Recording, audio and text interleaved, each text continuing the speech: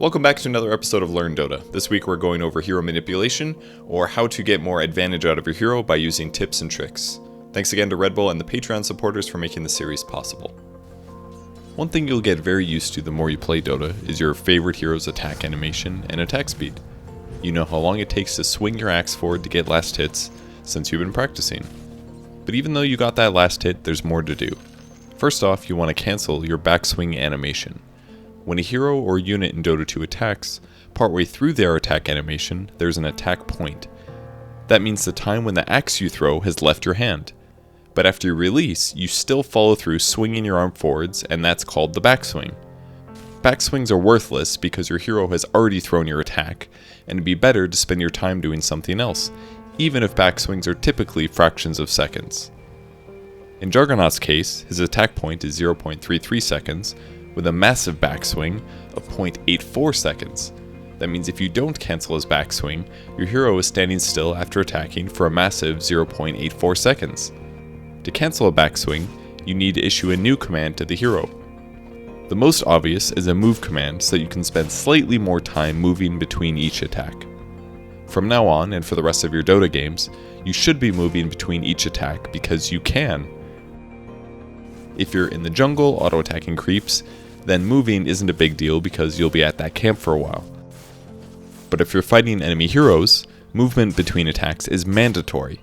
The direction you want to move depends on what situation you're in.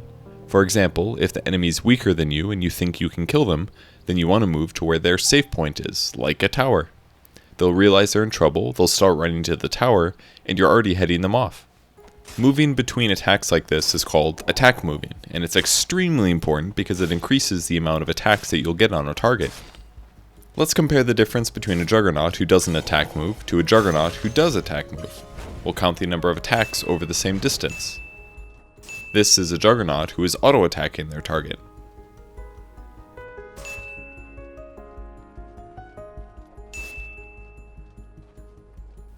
This is a Juggernaut who is attack moving while chasing. They get way more attacks on their enemy. Everyone who's played Dota has experienced a moment where an enemy got away with one hit left. Many times the reason they got away was because one of the heroes involved weren't attack moving properly. Just be careful when attack moving that you don't cancel your attack too early. If you start moving too quickly without reaching your attack point, you'll cancel your animation and you'll have to start attacking again. Making mistakes like this will counteract some of the benefits from attack moving, but with more practice they'll happen less and less, and the benefits will far outweigh the negatives. Another example of attack moving is called Orb Walking, and it describes Dota heroes who can modify their attacks. The skills look like this when they're set to autocast. Orb Walking is basically just attack moving, but it's a bit different. When attack moving, you have to right-click the hero after moving to re-attack them. If you autocast your orb ability, it's the same, but when you right-click an enemy hero, you draw aggro from enemy creeps.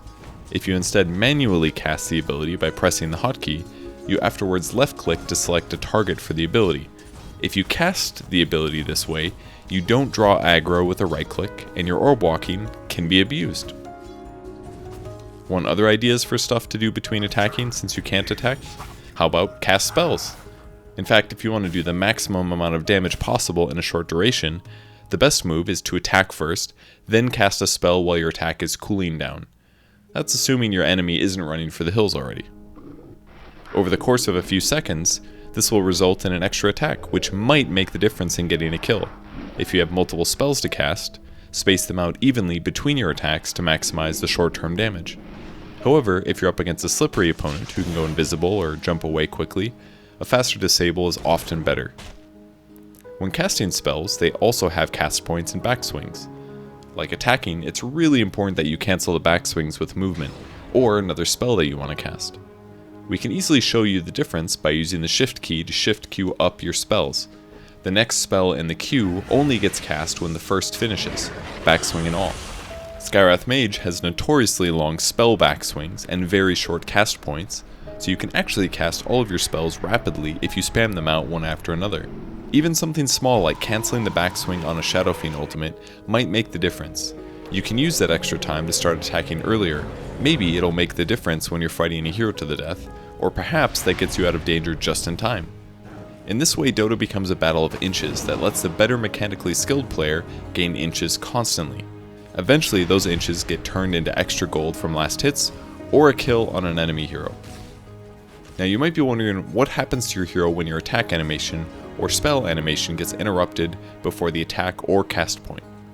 If you try to cast a spell on an opponent, or attack, but you get stunned, the animation stops, and will restart once you're no longer stunned, if that ever happens again.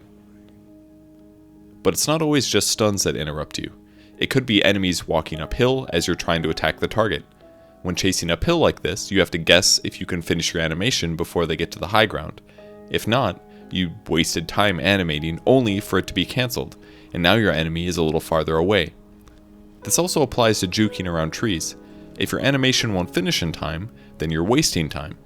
We've already put our foot into the topic of chasing, so let's cover all the other big staples to keep aware of when trying to kill enemy heroes.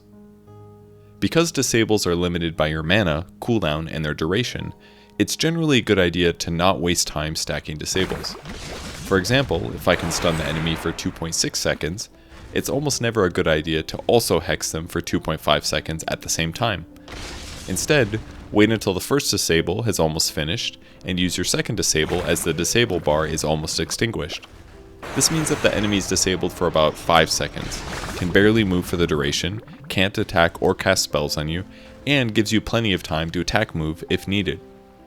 Sometimes coordinating chain stunning like this is hard, because the disables are coming from different players. Good communication helps here, like saying, "I'll stun first, then you go after me."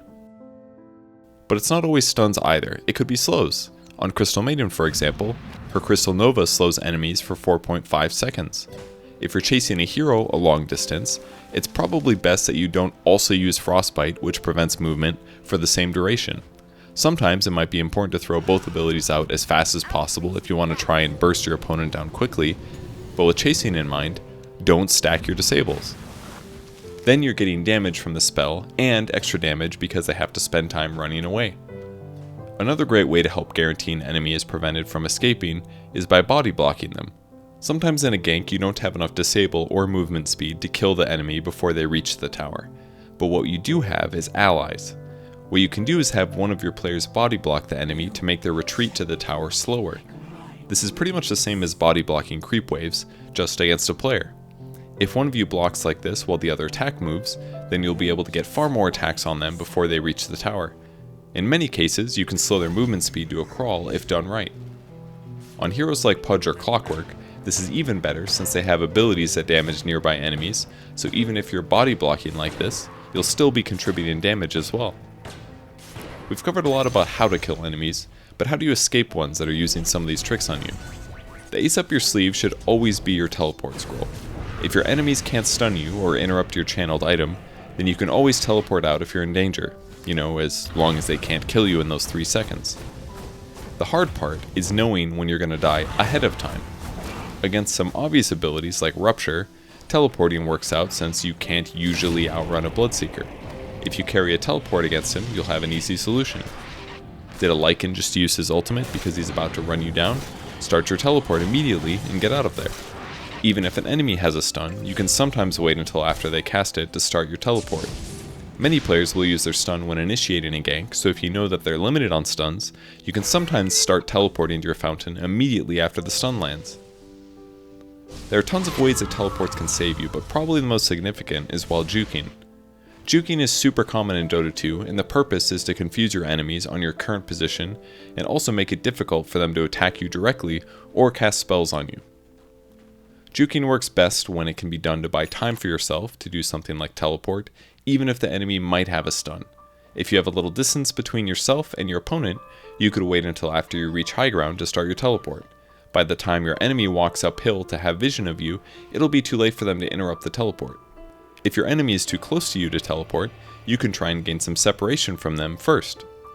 Distance between your enemy and you is arguably the goal from juking, because if they're close to you, they'll usually catch glimpses of you more often, which gives them updates on where you might be headed to next. If we look at the animation again, this time with a little bit more separation, it's harder for Ember to know where the Witch Doctor is headed at each junction. If Ember hesitates enough or has wrong guesses, Witch Doctor will easily be able to teleport to freedom. Because juking buys time, you don't always have to teleport out. You can instead let your tower damage your enemies while you pop in and out of vision. Or maybe you're just buying time for your allies to show up and help you. Be aware that trees in Dota 2 are destructible. You can use tangos or a quelling blade to destroy select trees that open up new paths or exits to your juke paths. Quick usage in tense moments buys you valuable parts of a second that might get you out of danger and save your life and allow you to run home, so get a bit familiar with common juke spots. That's about it for the hero manipulation that you guys will need to learn today. Start working on your attack moving and animation cancelling. It'll improve your game in huge ways. Next, we're going over power curves, or thinking about how heroes do damage, and then using that information to make good decisions about items and playstyle. Thanks for watching.